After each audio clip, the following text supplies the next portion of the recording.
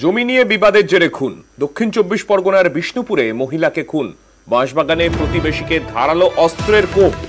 আমাদের সঙ্গে রয়েছেন আমাদের প্রতিনিধি অর্পণের থেকে আরো বিস্তারিত জানতে চাইব কি কারণে এই বিবাদ এবং যার জেরে খুন করা হলো।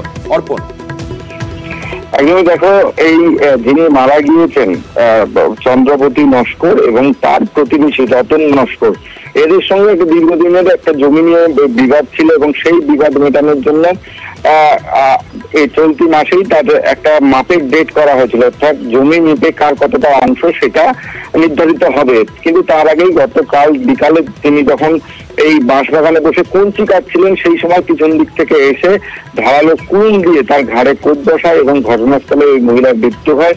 এরপরেই এলাকায় উত্তেজনা ছড়ায়। পরবর্তীকালে বিষ্ণুপুর থানার বিশাল পুলিশ বাহিনী, কেন্দ্রীয় বাহিনী ঘটনাস্থলে এসে পরিস্থিতি সামাল দেন।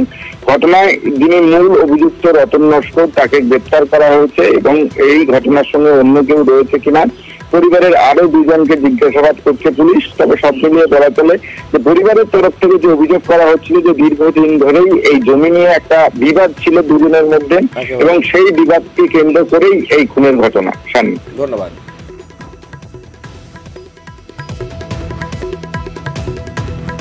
ওই পাশের দাগটা রাস্তার সমস্যা বলে এদের মধ্যে এদের ভাইরাই আমাদের বলে করে জায়গাটা আমাদের করে দিয়েছে, মানে যোগাযোগ করে দালাল টাইপের করে আমাদের যোগাযোগ করে এই জায়গাটা করে দিয়েছে।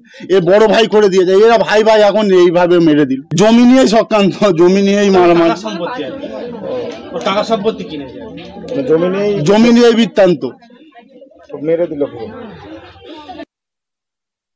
স্যার, আমি আমার ছোট মেয়েটা নিয়ে আমি পড়তে দিতে গেছিলাম।